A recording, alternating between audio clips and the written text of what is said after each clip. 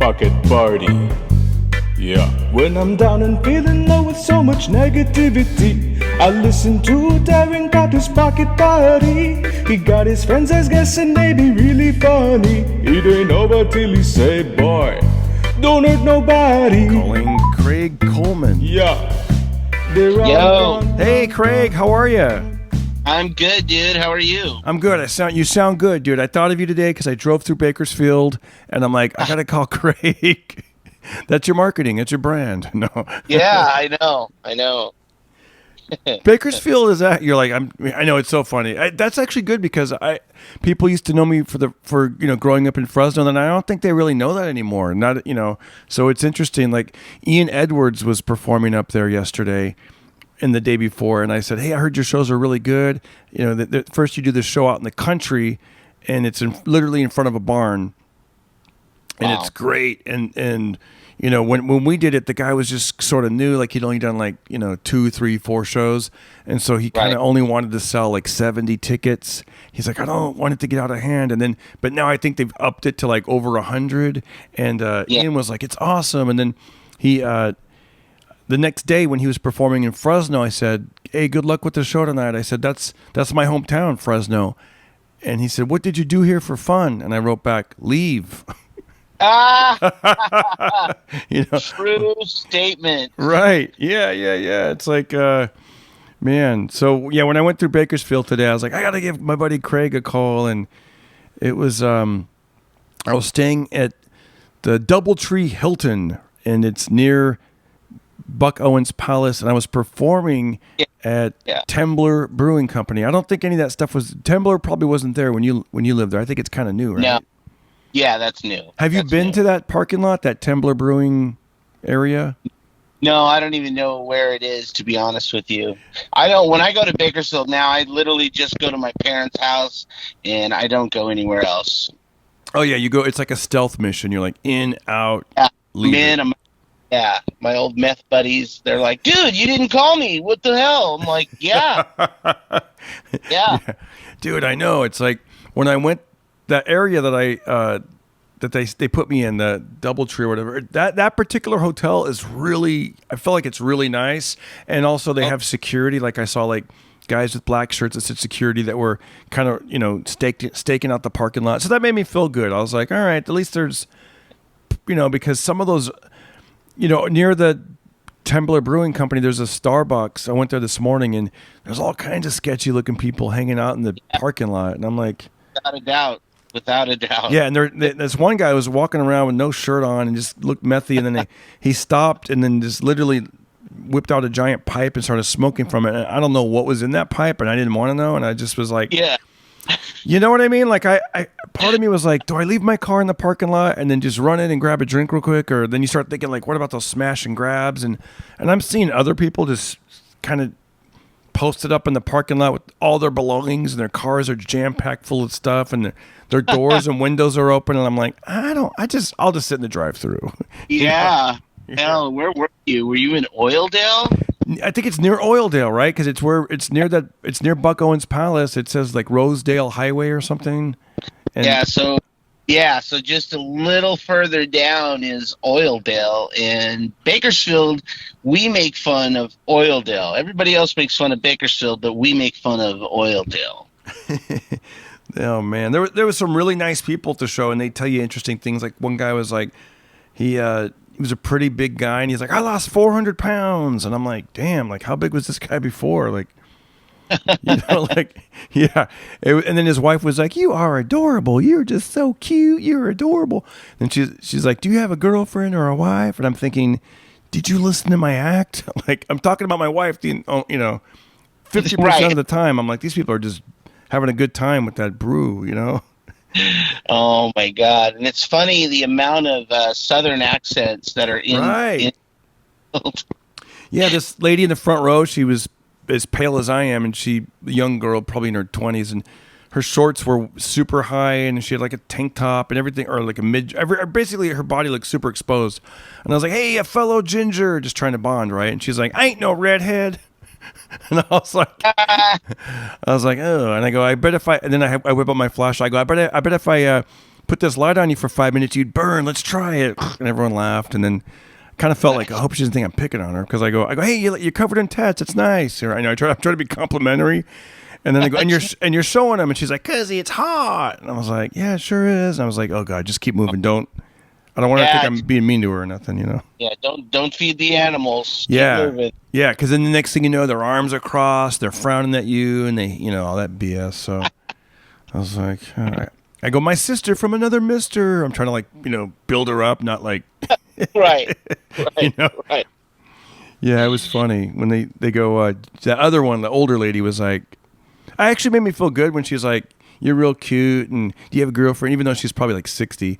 But and then I felt not as good when her husband was like, "I lost 400 pounds." I'm like, "Oh my gosh, this lady, like, her idea of what cute is,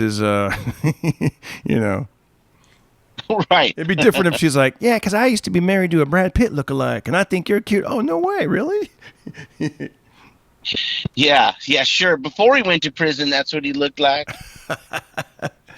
But yeah, everybody was really nice at the show. Was cool, and it felt good to get in front of people to make them laugh again. Like, I mean, I've been doing that lately. This was a good week. I got to do the Ontario Improv, and like your buddy Matt. Sometimes he headlines, and then sometimes he'll open up for a more popular comedian. And I was thinking about, like, back in the day, I used to open occasionally for, like, really popular comedians like Tracy Morgan, like every show sold out, or Paul Rodriguez, and these kind of guys. And then somewhere along the way, like, you kind of I don't know, people just, they find new openers, or they don't really want you to open. But I opened for a comic named Chingo Bling, and he's very popular online, and he's from Texas, and he was the nicest dude, man. And he, I got to work with him and this other comic named Jerry Garcia, who's blowing up now. He's on HBO Latino. And Ontario, both shows were sold out, and it felt great to get out there and make people laugh again, and being spontaneous and improvising. And as a comic, you forget, like, man, I'm actually pretty good at this. Not the what I mean? There's parts of my set where I felt a little like I'm going through the script, like, okay, then I go from that. But the parts where you're in the moment and you're just spontaneously being funny, you're like, damn, I love this. This is what I'm pretty good at, compared to just being a normal person when I'm not a comedian, like during the pandemic. Yeah, Yeah, I miss it. Yeah, have you got a chance to get on stage yet to do any stand up? No, but I just because my weird job, but now I'm working for different people now, so I'll probably have more time to do comedy. Yeah, dude, because every time I hear you online, doing podcasts or been on here, you're a funny guy. You're a very funny guy. I mean, I've been listening to you for years, and I'll text you or message you, "Dude, I'm in Vegas. I'm laughing my ass off," or "Dude, I'm in an Uber in Canada. You guys are so good." It's like, that's man, great. it's and it's a skill. Comedy is a skill, and I think another skill is to document the stuff and being able to recall it quickly, and right, that's one thing. Like, I noticed like that show last night. I'm like, damn, I read all this stuff, and then some of it I can recall quickly, and some I can't. And it's just interesting how that works. And then you get off, you're like, oh, I didn't even do that thing. Oh, I could have went that way, and Yeah, I hear you. I do that a lot with acting. I'll like, shit, I dropped the ball. I should have done this. What is tell people your day job? I don't think we've talked about this before. Oh, I'm a site. It's called site repping, and I rep places where they film TV shows and movies and commercials. So like, I'm working at the Subway today. I think your mic is rattling a little bit. I'm sorry. But. Oh. Sorry. So I'll be at, I'm at a Subway today, and I'll be at people's houses all next week. Wow, like a real Subway, like a Subway, or? Yeah. Wow. So like, in the movie Captain Marvel. Yep. So they have that fight scene on a train. Right. So I did that. I was running that whole thing for like 3 months. Like they had parked the train. They bought the train. First of all, they were gonna, they sell the train when they recycle them. They get rid of them. So Marvel bought the train, because they wanted, to tear a hole in the ceiling so that the guy could fly out of the ceiling. Wow. And yeah, we worked on that. I mean, it's like 5 minutes in the movie. It's probably 3 minutes actually. This big fight scene that happens on the train. We did that thing for like 3 months. Man, it's incredible. And do you watch it every day, or is there a point where it kind of gets boring because you're like, okay, they're gonna, or do you? Oh, it was boring as hell. Like for 3 months until the day that they show up, and there's probably the last 2 weeks where the stunt guys start showing up, and they start practicing the stunts. And I mean, it's interesting to watch the whole thing go down. And we were in this shithole part of LA. Yeah. It was like homeless encampment all around us, and they parked the train in this area. It's like they call it a dead track because it's off of the main track, and they don't really use it. They just park trains there.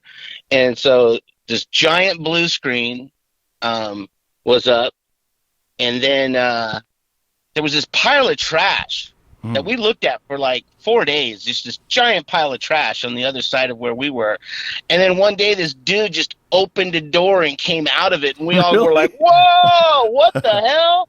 Like, really? No idea, dude. Like, we had no idea that this guy built like a cave out of trash. I mean, dude, talk about a man cave. That's like a homeless man cave. Yeah, it's a literal homeless man cave. Yeah, it was just like unbelievable. We were like, wow, dude. Did you ever get close to it when he wasn't around just to go see? You're like, okay, I'm good with that. Yeah. Oh, you did? What did it look like? Well, because I had to park, you have to park your car in the street. And so you have to, he took over this whole part of the sidewalk. So you have to walk out in the street around it. It was like pallets and wood and then tarps and, and trash. It just looked like trash. But he had a little makeshift door apparently. Dude. And then every day he would go and collect metal. It's like you're making a movie, but there's this other movie happening right there in front of you. You're like, this is like how Escape from New York started. This is the prequel to Escape from New York, you know? Yeah. That's almost like when there's a warm-up comic for a sitcom, and then the warm-up comic's funnier than the actual show. Yeah, oh yeah. I mean, at least it was a Marvel movie, and it wasn't like just some boring, bad movie or something. You're like, you know what? I like this other thing better, man. This guy's cave that he made.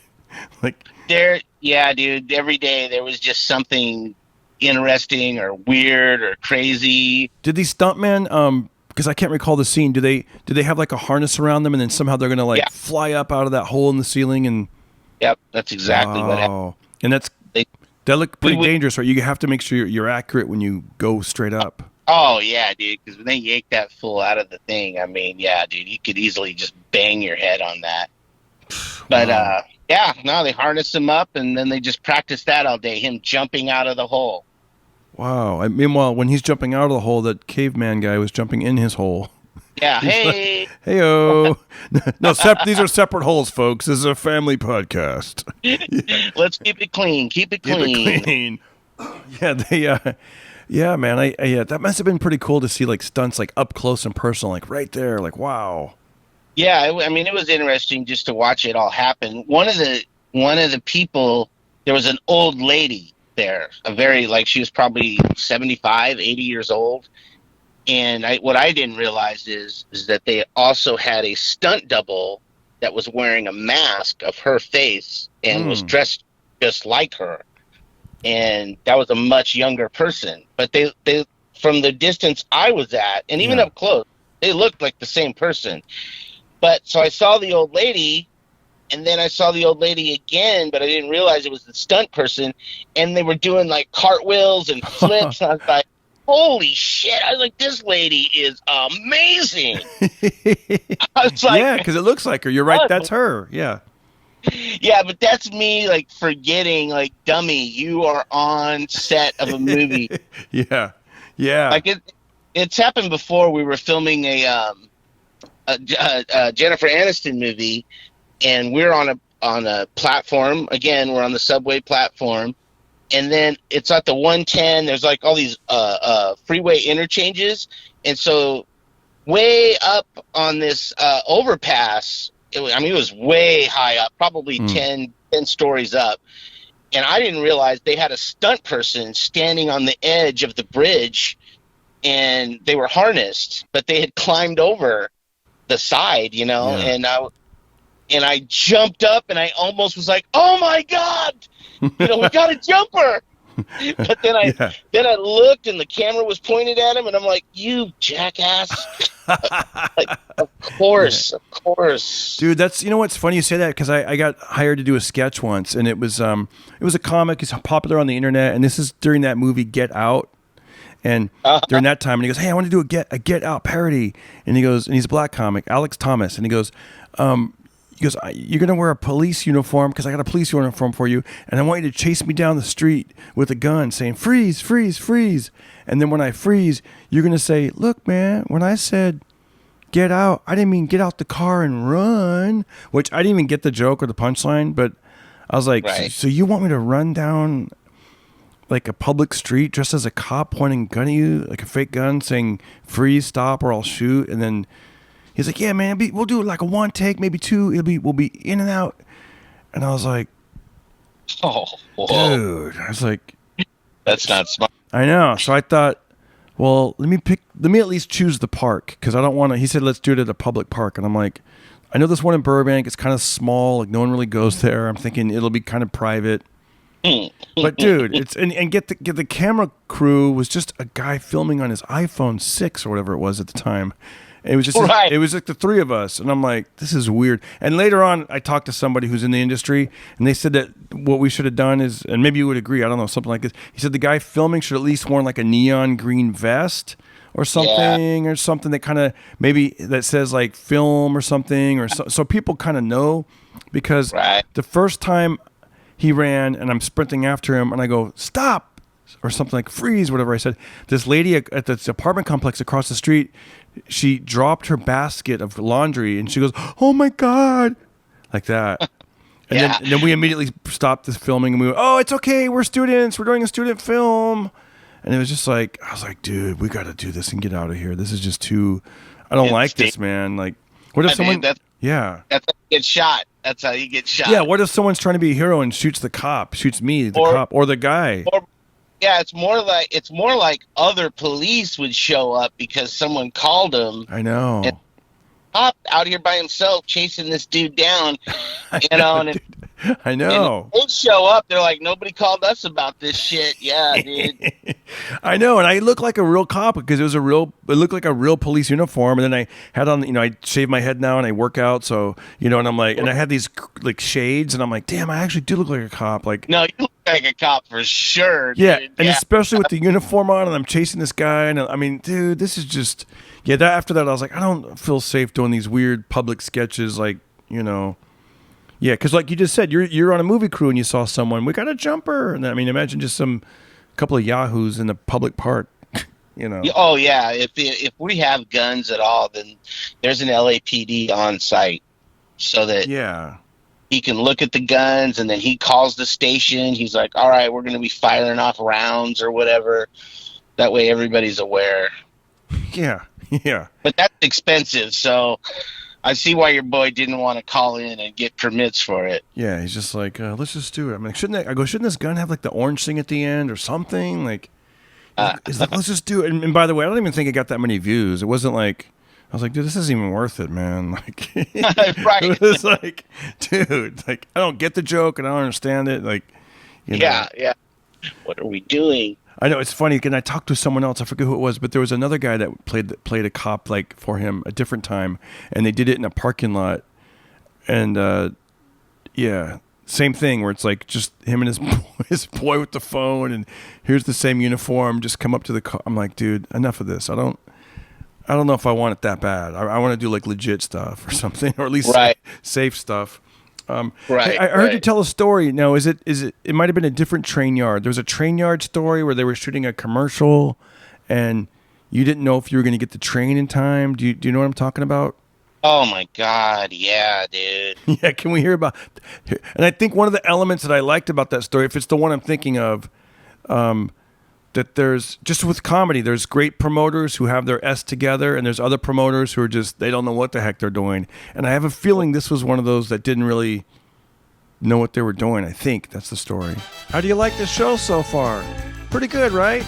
By the way, here I am acting with John Travolta in the movie Be Cool. Check it out.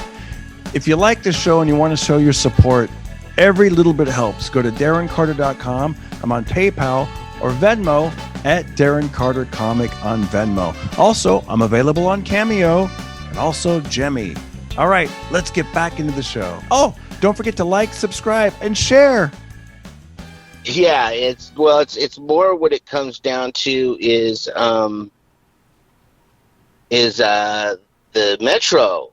Sometimes they don't care. You know what I mean? Yeah. They the people that just work there, they're not getting any money. They're just doing their normal job. You're showing up and giving them extra stuff. Mm. And Yeah. And so we're supposed to get the train at 1 a.m. and it'll pull up and they'll park there for them, and they got access to the train, and there's a driver and all that stuff. And so I called in at midnight just to check in, be like, hey, how's it going? We're here. The train's coming between 1 and 1:30, right? And they go, oh, what? What train? I go, ooh, so we're supposed to get the film train between 1 and 1:30. And the guy, he's all, hey, Craig, we're going to do a safety meeting in a minute. I'm just like, give him a thumbs up. I'm all, yeah, buddy. Yeah. And the guy on the phone, he's like, here, I'm going to give you over to the yard. You can call them and talk to them, which that never happens, first of all. The guy I called, he's the one that handles all that stuff. So that's way above my pay grade. I go, oh, okay, yeah, go ahead. Let's ring the yard. Because it's just like there's like yeah. 2 or 3 guys that just are working the night shift, And so the guy answers the phone, and I'm all, hey, we're supposed to get a train at 1 to 1:30, roughly. And he goes, oh, yeah, man. He goes, you caught us unawares, dude. He goes, we're not ready for that. We don't have a train. You're not going to get one. And I'm all, okay. And then I just, you know what? I'm calling someone that I already got a number that's above you. I'll call that guy. Nice. And so I called this guy, Andreas, and he's like, what? I go, dude, they do not have a train. And they have to send a train that doesn't have like advertisement all over it already. Oh, yeah. Yeah, exactly. By the way, I'll bring it back to comedy with that. I have some great videos of on stage, let's say the Improv.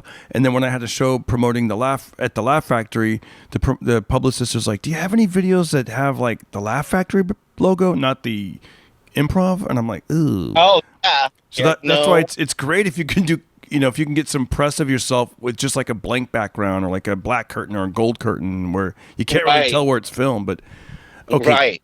Carry on with the train. So I tell him that, and he goes, all right, let me try and take care of that for you. And I go over to the safety meeting. I give my safety meeting.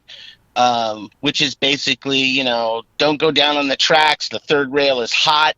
As well, basically, if you touch that third rail, you're walking with Jesus that day.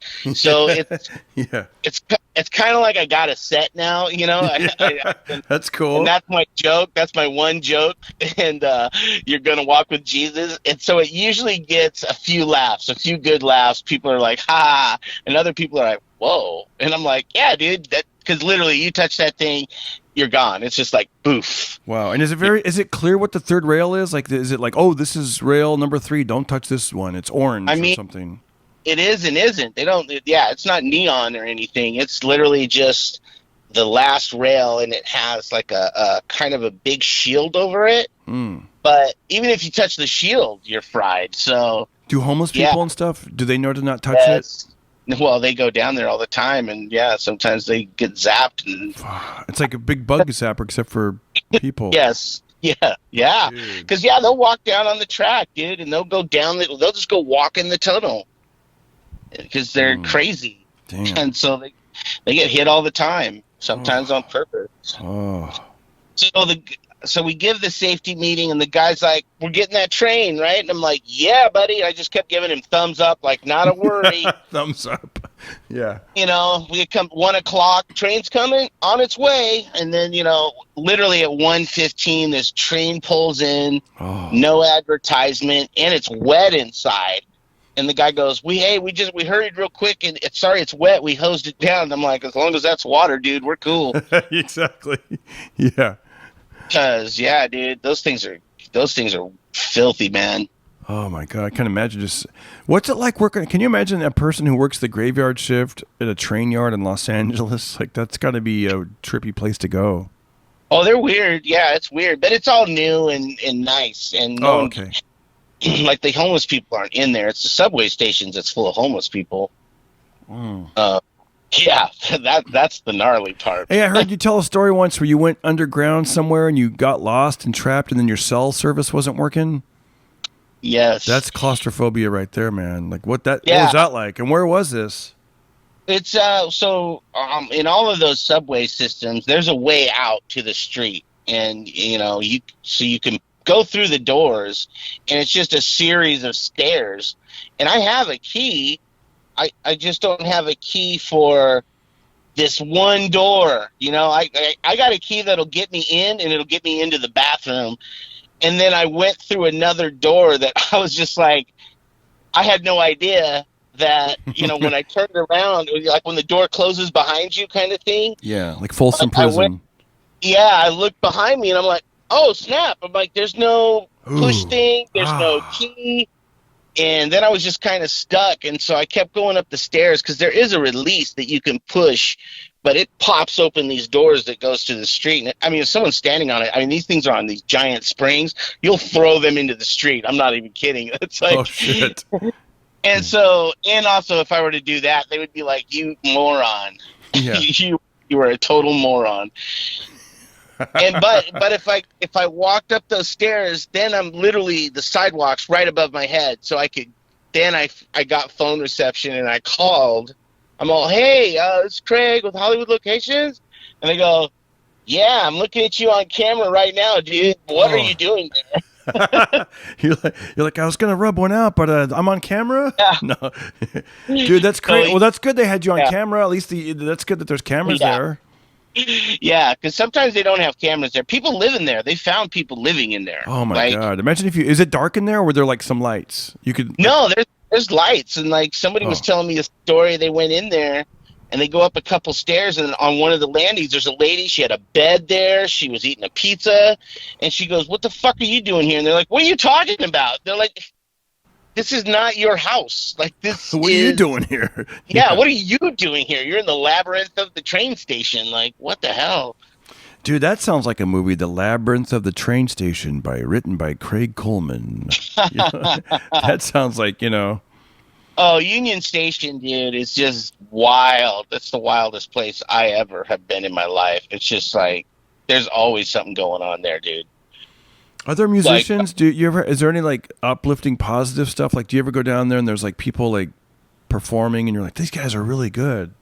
Like, does that happen there? Or, I don't know.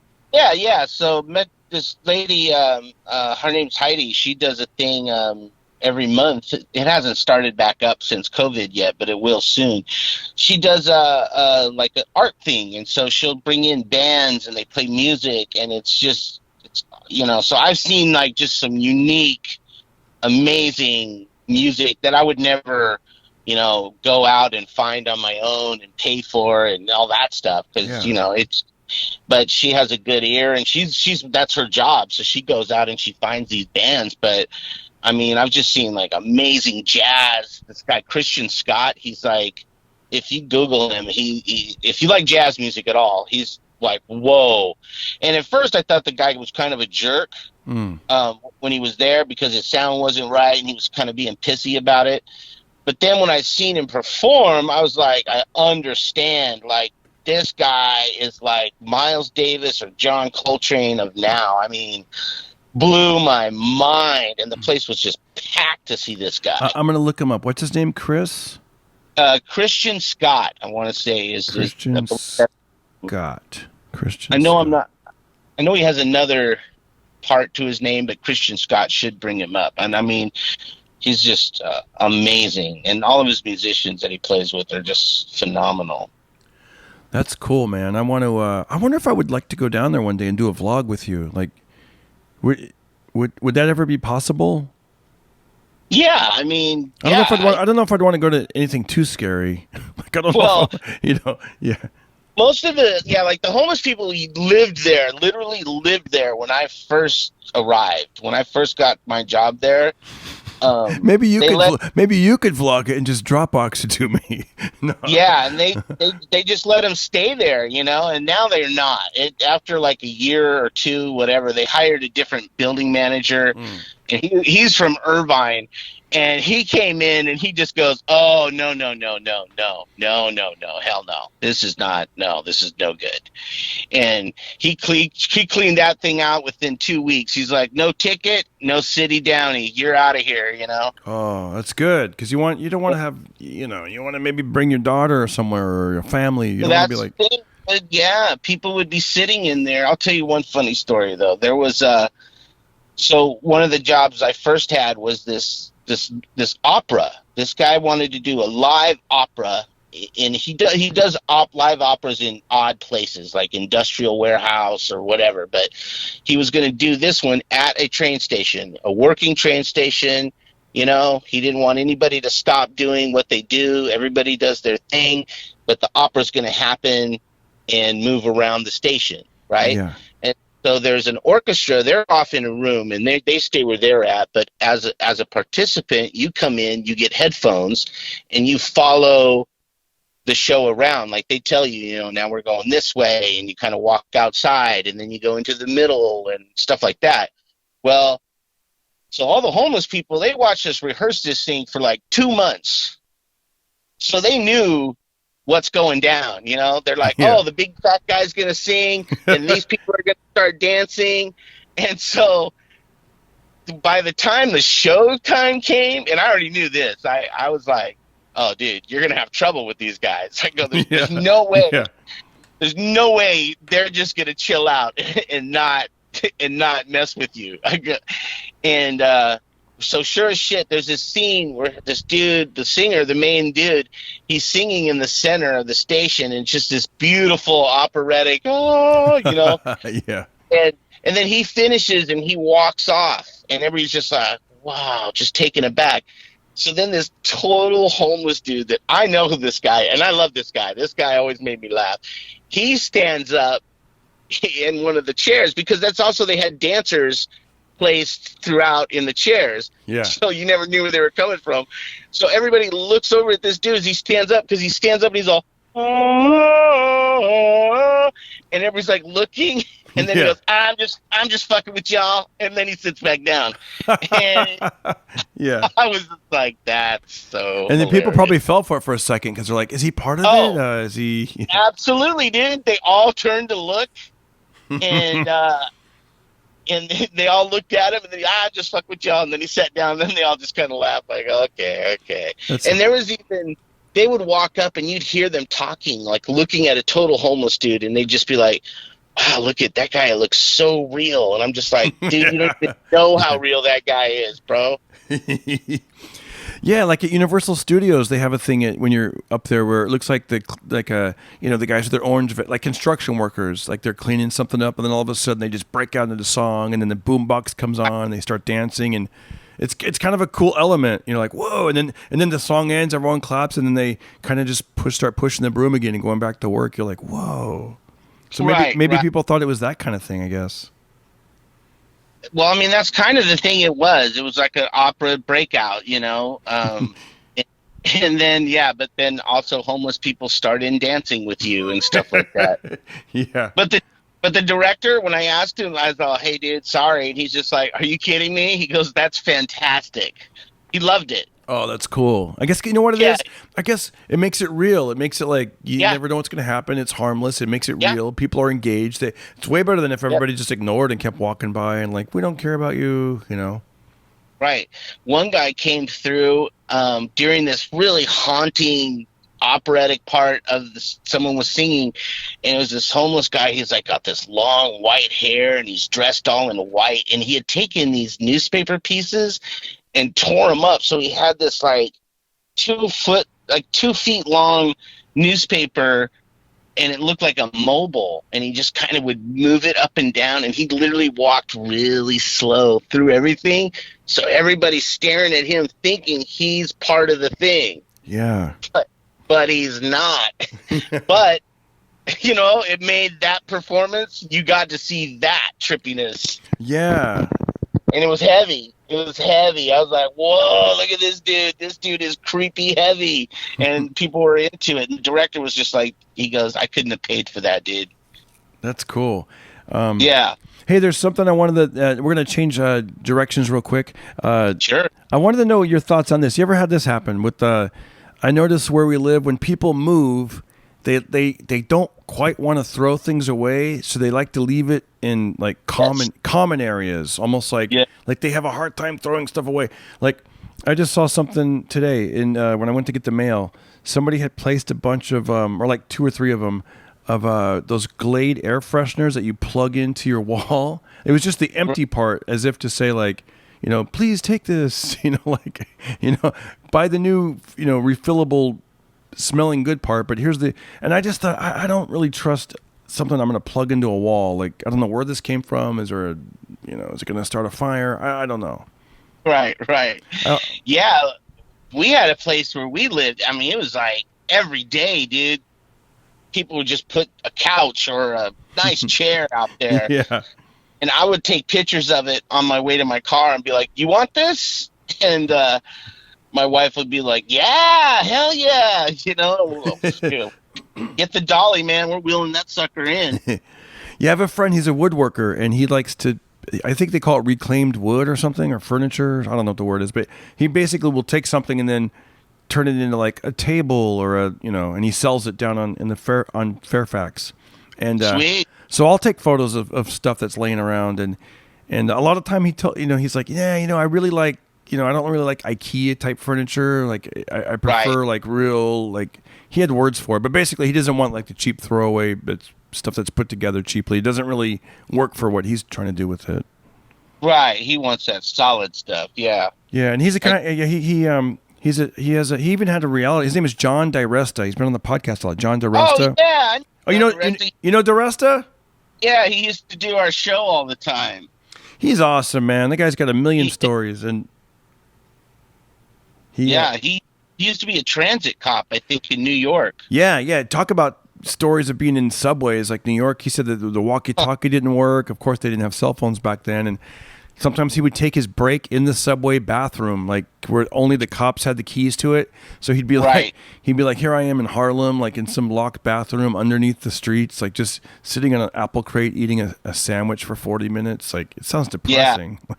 Yeah, but I know what he's doing. It's like the cleanest toilet in probably 20 miles that he could use. Like I said, I have a key to the subway's toilets, and man, I'm telling you, that is a miracle key if you got one of those suckers, man. If you're like, oh, I got to use the restroom, it's like, I can imagine. Oh my gosh. Yeah. Like, when I go downtown, I bring that key. Hey, Craig, I didn't know you worked on Thursdays. I got to use the restroom. You're back. Yeah. You never know when I'm working, buddy. Yeah, come in on my day off. I'll be right back. No. Hey, you guys got anything to read? No. What the hell? He's an avid reader. No. But, yeah, I like to read in toilets. Yeah. But yeah, I've seen that. I've seen like the plug-in air freshener. I saw like a big box of like, 200 dry cleaner sheets. Anybody want these dry cleaner sheets? And, most of the stuff is like weird. Like, I don't know. But I think people want to give and pay it forward. But, they may have a hard time just throwing stuff away. Yes. I'm like that. I don't like to just throw stuff away. I know, right? It's like I have a buddy. He whenever I want to clean out my closet and stuff, I'm like, hey, dude, you want these? And he's kind of cool. Like when it comes to shoes, he's like, my shoe size he says his shoe size is anywhere from a 9 to a 13. He goes, I'll just wear double the socks. I'm like, okay, like, Cool. and then I think he takes pretty much everything except he goes, I don't do socks, I don't do underwear. He goes, That's fun. He goes, but I'll take your t-shirts and your because I have like some jeans I went through this period where I was like, I need to like dress up my jeans, so I got like some like fake designer jeans or something like on sale to have like all this fancy stitching that went down the leg, and I realized like, man, this isn't really me. I don't really. So I gave him a bunch of fancy, like, bedazzled looking jeans from from like 10 years ago. And Right. he's wearing like, it's funny. He's wearing fashionable clothes. When I see him every now and then, he works at a comedy club. So whenever he's not working and he's in his off time, he's wearing these old fashionable, out of date clothes. It's kind of funny. Like, hey, you want some Ed Hardy 2006? I've got it. No. Right. That's funny. And a lot of the stuff was, some of the stuff I have that I give away was given to me. So I'm like, why would I have this? I never buy this. And I realized, oh yeah, it was like a promoter trying to get in with different comedians, and then they would be like, hey, you guys want my fashion line? And like, yeah. I hear you. Yeah, like that brewing company I was telling you about, Tembler Brewing. They're always giving me like their T-shirts or their hats. They even have frisbees now. I'm at the point now where I'm like, dude, it looks kind of weird. Like I'm wearing like I don't want to be wearing your guys' clothes like 5 days a week. Right. Tembler wardrobe. Yeah, Kern County. All this Kern County like logo stuff. Like, yeah, they're proud of it. I know. Do you wear any like free shirts throughout the week? I got a hat. I have a hat from a grip guy. So anytime I get free stuff, yeah, I'll wear it. What's that hat? Because I think I've seen it in different videos. It's a grip company. So they're the guys that set up like all the electric and the cabling and the lights for. I'm thinking of something. It looked like it was a film company, and I was like, yeah, it is. Oh, I thought it was your movie company. When I first remember, I had you on the video podcast, and I was like, dude, is that your movie company that you're starting? And you're like, oh no, I wish someone gave it to me. Like, no, that's next year. Nice. I'm writing a script. I have a short film that's ready to go, and then I have I'm actually turning one of my short films. I figured out a way to make it into a movie, and so I'm currently writing it. Man, that's cool. That's really cool. Yeah. Plus, you're really close to it. Don't you think you're closer now than you would have been like 10 years ago? Like you don't even know where to start. Now you're like, oh, I get it. For sure. Now I get it. Yeah. After 8 years of being in this business, I've learned, I could make a movie. I get it. I understand how it's done, and I'm not reinventing the wheel with my script. It's not like it's complicated and, you have to think about it. It's, it's bang, bang, shoot 'em up, funny, drugs, guns, criminals and cops. That's all it is. And so, it's not even as intelligent as Pulp Fiction so far. It's going to be pretty simple. Hey, speaking of Pulp Fiction, I was just listening to Joe Rogan. He had on Quentin Tarantino. Did you happen to listen to that at all? I've listened to parts of it. I haven't really got to get to it yet. But yeah, I haven't finished it. I love Quentin. Yeah, and it was interesting. Talking about like some of the stuff we were talking about, like stunts and and writing those scripts and his process and He used to like go out in public and write at the coffee shop, and I guess now he writes at home and then he jumps in the pool. He jumps in the pool at the end of the workday, and lets those ideas marinate. Yeah, he's one of the reasons I started writing a script because, he's just like, yeah, if you want to make movies, he goes, make movies, and I'm just like, yeah, you're right. It's not. Again, it's not hard. The hard part is getting someone to give you the money. That's the hard part. And I figure I could make a movie for $100,000 or $2 million. And if I can get, $50,000, that's the movie we're going to make. It's a $50,000 movie. If we got to cut this out, cut that out, whatever. Oh, yeah, and you might even have fun figuring that out. Like, okay, maybe it can't be at a train station, but why couldn't it be close-ups inside of a boxcar or something? Or it could be, I'll rent the street next to where a train drives by. That's fine. Yes. You know what I mean? If I can get the money to rent this dirt lot and the train is in the background, fantastic. That's Right. good. Yeah, and Yeah. the way that some of these cameras look now on these phones, I mean, maybe there Yeah. could, you know what I mean? Seriously, like maybe the scene takes place where the guy is like, I'm going to use my phone, or I don't know, like maybe you could almost explain why the footage looks a little different.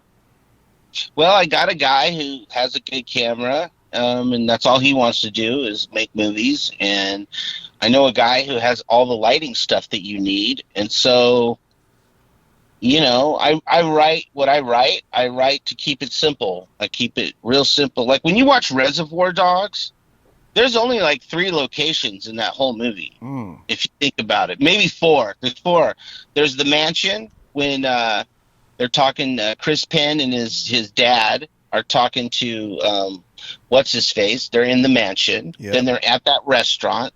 Then it shows a couple quick shots of them running down the street, and then everything else is in that warehouse. And yeah, and then and then they're in a bathroom at an airport. Or who knows if it's an airport. You know They're what? in a bathroom. It's so funny that you said that. I should go back and watch that one. I want to see. I remember that when I was in acting class, one of the things that he would always bring home is he's like, no matter what you're watching, for the most part, except for like maybe like CGI stuff, he was saying it's all a conversation. He goes, but it fools you because you're seeing like overhead shots and helicopters flying, and he goes, but really it's conversations. It's people having a conversation. And once he broke that down and said it like that, I started watching things in a different way, and I was like, wow, it really is that what you just said. You have a wide shot of something happening, then boom, you zoom in, and there's this the two bad guys are talking about, are they going to break into the bank or not? Yeah. So you just got to figure out your dialogue. If you got good dialogue, it's going to be cool. And then you just need to work on the atmosphere that they're in. That's it. And it's important to have people doing things in the background. Because I've filmed things and people are like, dude, you got to have, if you're sitting at the kitchen table, why don't one of you get up and go get some coffee or get something out of the fridge? Don't just sit there and talk the whole damn time. Do like you would do at your house. You're still moving around. You're still doing stuff. And then you're sitting down. And then you're getting this. Then you're getting that. And I'm like, oh, yeah. So little tricks like that is what I've learned. That's cool. I wanted to ask you one more thing before we hop off. I noticed you reference your wife a lot, and I realized her name is Karen. And, and there's this whole Karen phenomenon, and I always felt kind of bad for, like, imagine if all of a sudden the name Craig or Darren is like used in another. You're like, what the, and does your wife have any thoughts on that?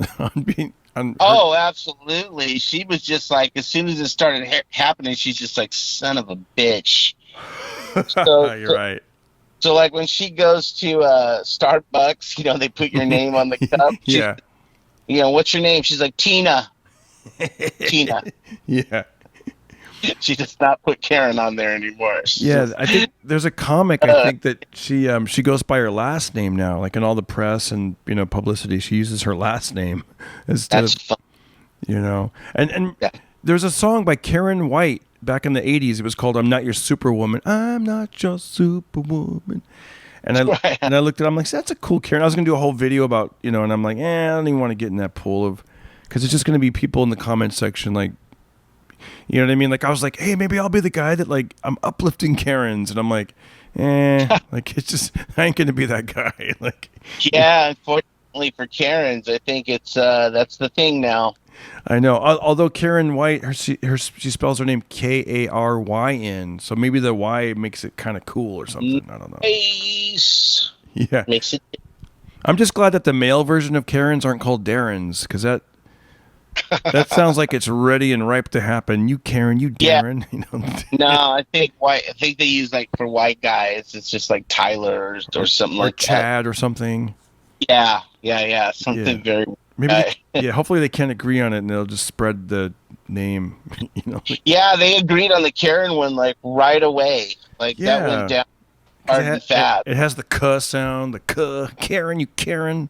Yep, and that's the thing that people like that. You Craig, you Karen, you guys both have the "k" sound. Yeah, we do. We do. You didn't name your daughter like Little Karen, did you? No, Chloe. Chloe, that's a good sound. See, Chloe, Karen. Was that on purpose with the whole cuss sound? It was on purpose with her first and last name being the same as my initials, CC. Dude. So we're both C squared. My wife did that. She made it so that we're both CCs. Carbon copy. I like that. The CC. That's cool. I called home today. So, my wife is. She'll be back in. We'll be back in. They'll be back in LA tomorrow. Her and my son. And nice. When I called them, as I was driving, leaving Bakersfield, she's like, "We were just talking about you," and I was like, "Oh, really? What?" And she's like, "Yeah." She's like, "Austin," that's my son's name. His name is Austin. She goes, "Austin said like my daddy's been teaching me a lot of the basics, like a lot of things." And I'm like, "Really? Like what?" Because you never know what they hang on to and what they goes in one ear and out the other. Yeah, true. And I felt all proud. I was like, "What do they teach him?" And it was actually kind of cool. Like, we've been riding bikes, and I was up near Fresno the last couple of days, and it's been over 100. It's been so hot.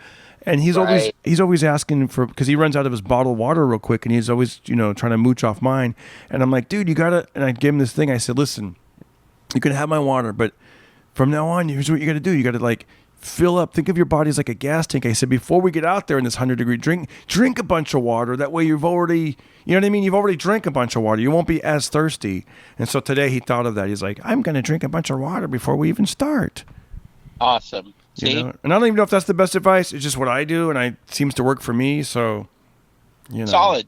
My daughter always wears like platform shoes, and I was like, dude, you shouldn't always wear those shoes. I go, you never know when you need to run from some cops or somebody.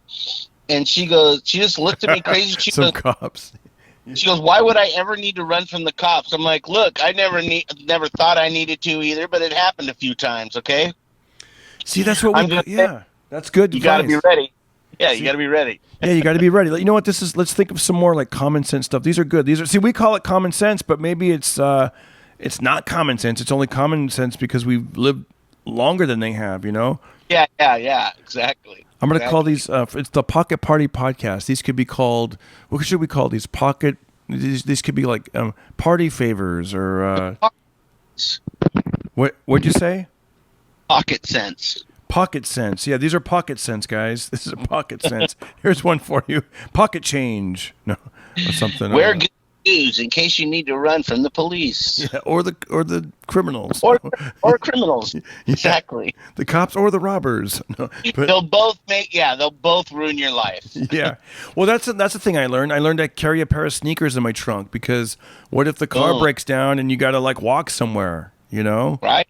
It's good to have that. I also learned, here's another one, have AAA because without, you'll triple pay. I actually thought of that when I'm telling you, dude, I thought that was something, that actually came to my mind when I was in my early 20s and my cars used to break down a lot. And I let my AAA lapse for a while, and that was the time that I got towed, and I was like, son of a gosh, so then I was like, nope, I'm getting the one where you can get towed 100 miles. I was like, and then, luckily I don't really need it that often, but at least if something happens, I can get towed 100 miles for free. That's right, buddy. That's right. What's another one you might want to?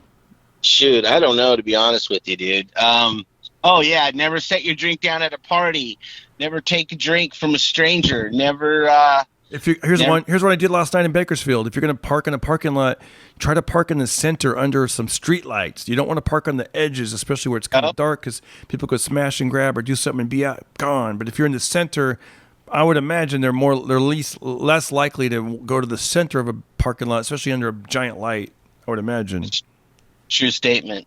You never know, though, these days. People do weird, bold stuff. I saw there was a smash and grab my wife showed me up in Oakland, and people were in traffic, and they're stopped gridlocked, and apparently they smashed this lady's back window and snatched her, like, MacBook computer or something. Don't have your expensive stuff out and about. Yeah, like, chuck it under the seat. Hide it. Yeah, shit. I know. I keep a cooler in my car, but I do try to like leave it exposed a little bit, like open, so people can see. Hey, it's full of bottled water. Like, my wife's always on me, like put that in the trunk, But I gotta say, there's some. That's a helpful hint. In this 90-degree, 95, 100-degree weather, I love having a cooler with cold water in my car. So even though it's hot, as soon as you get in the car, even as the AC is trying to do its job, I can reach back and have like cold ice water in my car. That will definitely cool you off. You're classy, dude. I know, right? Here- I figured that one here out. I'm- Yeah. Yeah, it's like 100 degrees out here, and I'm just sitting in my car all day. I didn't think once to fill my cooler with ice. Dude, you feel it, well, not ice, but I feel it full of those blue things that freeze and Sure. So that plus the cold refrigerated water, then maybe like one iced water, and it, dude, it'll keep your water cold all day. Even when it's hot, you're still drinking like cool water instead of and it just, I figured that out about 5 years ago. I'm like, damn, that's a good one. I don't know why I didn't do that earlier. That's slick. That's some pocket sense. That is slick. Yeah, I got to get a better name for that. Like because I was calling it Words of Wisdom or Life Advice, but I got to tie it back into the Pocket Party podcast, Darren Carter. I don't know. But yeah, Party Sense, Party Nuggets, Party Favors. Party Nuggets. Is Party Nuggets for your life. Party Nuggets for your life. You like that one? You're good. You know what you're talking about. Party Nuggets. I'm going to use that one for your life.